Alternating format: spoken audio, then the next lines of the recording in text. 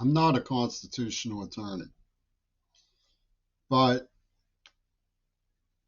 I do know that there's one of the sandbagger operators, a group of women in brain chemistry who licentiously worked with the Neva Pornographic Corporation, Yoko Ono, filming the symbol of America, um, in our victory at sea in World War II, when trying to ward off the brutalization tendencies of the adult pedophiles who tortured, gassed, molested me, and bestowed various beatitudes on my family, like breaking my sister's ribs and the other provincial norms of the NAACP. These were white people who were defended by the NAACP because the NAACP pleads licky chops. Yeah.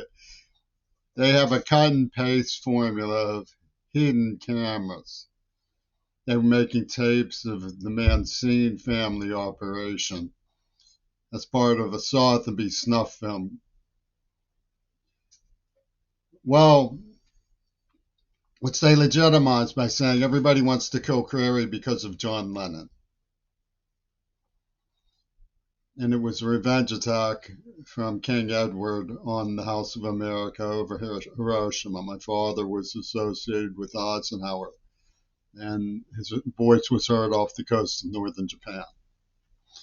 It's encrypted into Japanese cinema, much as the Kennedy assassinations were. It was all the same operation. And these wonderful women of Seattle who just burned Gaza, and they're playing all cry, cry for Gaza. Oh, cry, cry. We'll never tolerate this. We'll never tolerate that. It's like Hiroshima, man. We're all the people who empowered and justified and allowed for Nosferatu, and they're still playing it.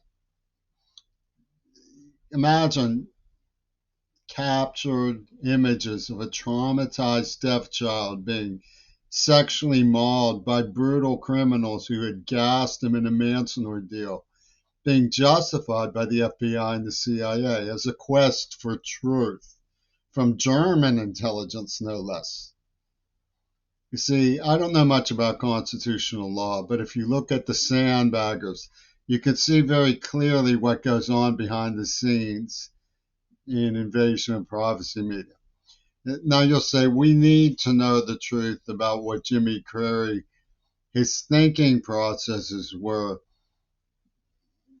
when he was neuroimplanted by a Zionist who was a psychiatrist from Attica State Prison. Literally, Robert F. Kennedy comes out and he cries, we care about our nation's children, while he secretly sells Circe to her death for civics gains among the queers of Larry Flint, because they have sublime suffering. They've been Aaron Bushnell like Foucault. And that gives them their license to destroy the human race. Literally, the defenders of that psychiatry are now at it with Gaza. Literally, the exact same people.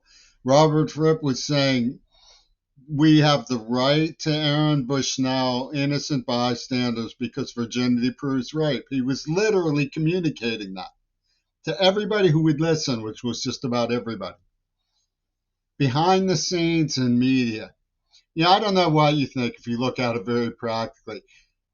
Bell telephone, hot wiring tapes of Jimmy Crary's, what his grandfather called his harem, the various girls who call him up. And behind the scenes, if you look at that kind of operation, you see very clearly what the Beatles were up to in manipulating, because nobody would ever suspect that a child in trauma and hostage who was playing for his life, play acting for his life, would be convicted by a machinery from a foreign pornographic corporation saying, "We demand to know the sacred, secret truth of this child," who was up against, literally, King Crimson was working with a psychiatrist, a Zionist psychiatrist from Attica State Prison, with the code name Wattenmaker.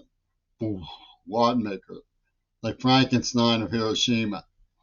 And the stupid women of Seattle actually are barking in favor of a crowd who threatened to blow up Tacoma with a nuclear bomb in revenge, literally. The NAACP thinks it's the bomb. They think it's, wow, it's so rad, it's so cool. It's going to get us Reese's cups for the homeless, man. They're, I don't know that much about constitutional law, but if you work it out in your heads, why are they secret taping a traumatized deaf child who's being pedophiled? And why is the FBI endorsing it so that Michael Reagan can keep hearing about a 9-year-old being bukkakied by Jew boys, a 9-year-old being bukkakied by Jew boys? He can't get enough of it. He snorts it like John Lennon's Coke for his supper. Michael Reagan is like this. Give me my favorite seat some more, queerball. Give me my favorite seat some more, queerball. Constantly. It's his utopia. He has built a contraption that I'd always heard was a violation of constitutional rights as his Reagan adopted son utopia of pornography about a hostage child from the liberals.